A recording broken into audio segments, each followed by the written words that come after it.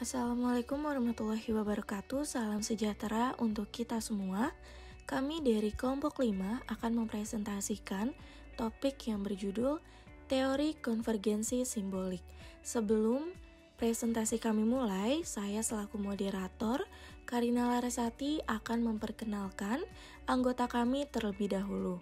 Anggota yang pertama ada saya sendiri, selanjutnya ada Ajeng Berlina, Miska Itra Syahira, Glory Novianti Purba, dan yang terakhir ada Ahmad Fauzan. Untuk materi selanjutnya akan dijelaskan oleh Glory. Kepada Glory kami persilakan. Kemunculan simbolik konvergens teori. Teori konvergensi simbolik diilhami dari riset Robert Bales mengenai komunikasi dalam kelompok-kelompok kecil. Pada penelitian yang dilakukan tahun 1950-an tersebut, sebenarnya memfokuskan penyelidikan pada perilaku anggota kelompok, yakni adanya kecenderungan anggota-anggota kelompok menjadi dramatis dan berbagi cerita ketika kelompok mengalami ketegangan.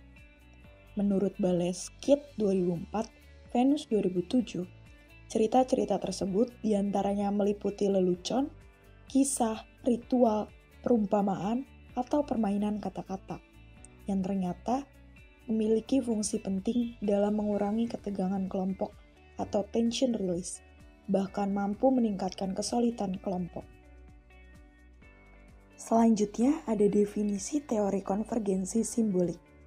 Istilah konvergensi yaitu sebagai suatu cara di mana simbolik pribadi dari dua orang atau lebih saling bertemu, saling mendekati satu sama lain, atau kemudian saling berhimpitan, menurut Borman pada tahun 1990. Istilah simbolik yaitu terkait dengan kecenderungan manusia untuk memberikan penafsiran dan menanamkan makna kepada berbagai lambang, tanda, kejadian yang tengah dialami, atau bahkan tindakan yang dilakukan manusia, menurut Borman pada tahun 1986. Jadi, teori konvergensi simbolik adalah percakapan yang memunculkan simbol atau fantasi yang ditanggapi oleh kelompok-kelompok lain sehingga penerima dan pemberi pesan satu sama lain mengerti maksud pesan yang disampaikan dan memiliki tujuan yang sama. Selanjutnya akan dibacakan oleh Ajeng. Berikut istilah-istilah yang perlu diketahui dari teori konvergensi simbolik. Yang pertama, tema fantasi atau fantasy theme. Tema fantasi sebagai isi pesan yang didramatisasi hingga menciptakan rantai fantasi. Tema fantasi sebagai dramatisasi pesan dapat berupa lelucon, analogi, permainan kata, cerita, dan lain-lain. Contoh dari tema fantasi atau fantasy theme yaitu konflik yang muncul dalam pertemuan kelompok mungkin dilihat sebagai peristiwa dramatis.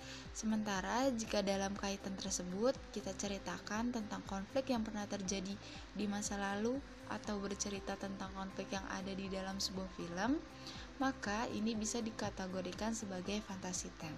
Slide selanjutnya akan dibacakan oleh Karina. Selanjutnya yang kedua ada rantai fantasi atau fantasy chain. Rantai fantasi terbentuk ketika pesan yang didramatisasi oleh anggota kelompok berhasil mendapat tanggapan dari anggota kelompok yang lainnya sehingga meningkatkan intensitas dan kegairahan dari para partisipan dalam berbagai fantasi. Nah, contohnya bayangkan ketika kita lagi cerita dengan teman kita yang lainnya, tiba-tiba salah satu teman kita ada yang berbicara tentang temannya atau tentang pasangannya. Nah, tiba-tiba teman yang lainnya pun akan bercerita kalau dia baru saja mungkin membeli hadiah ulang tahun untuk pasangannya. Lalu teman yang lain bercerita juga kalau dia mungkin sedang putus dan cerita itu akan terus berantai. Nah, jadi ini bisa mengubah suasana kerja yang serius menjadi lebih energik dan positif. Dengan adanya saling berbagi fantasi ini, perpaduan dalam sebuah kelompok akan semakin terbentuk. Oke, selanjutnya akan dijelaskan oleh Ahmad Fauzan. 3. Tipe fantasti atau Fantasy type. Tipe fantasti merupakan kerangka narasi yang bersifat umum, yang terkait dengan pertanyaan atau masalah tertentu.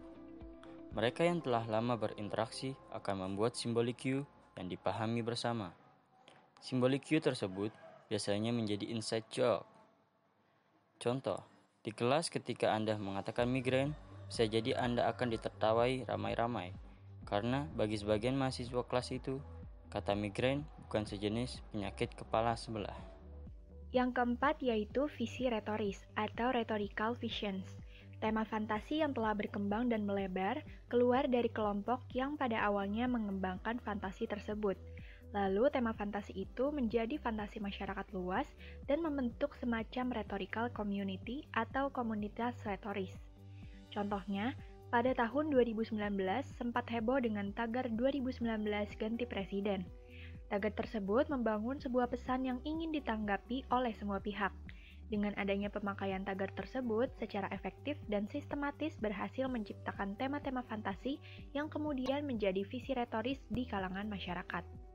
Di samping keempat konsep kunci tersebut, Borman juga menjelaskan bahwa dalam setiap analisis fantasi atau kajian visi retoris yang lebih luas lagi, selalu terdapat 4 elemen pokok berikut. Yang pertama yaitu tokoh yang terlibat, dapat berupa pahlawan, penjahat, dan pemain pendukung lainnya. Yang kedua yaitu alur cerita, yang merupakan rangkaian cerita yang dikembangkan berikut dengan tindakan yang dilakukan. Yang ketiga yaitu latar, tercakup lokasi, berbagai peralatan atau perlengkapan terkait, serta aspek sosiokultural dalam latar tersebut. Yang terakhir yaitu agen penentu kebenaran cerita yang akan melegitimasi kebenaran cerita. Demikianlah presentasi dari kami tentang teori konvergensi simbolik dari kelompok 5. Semoga apa yang kami presentasikan dapat diterima dengan baik. Saya selaku moderator ingin mengucapkan terima kasih atas perhatiannya dan juga mohon maaf apabila ada salah kata dan perbuatan. Sekian dari kami, terima kasih. Wassalamualaikum warahmatullahi wabarakatuh.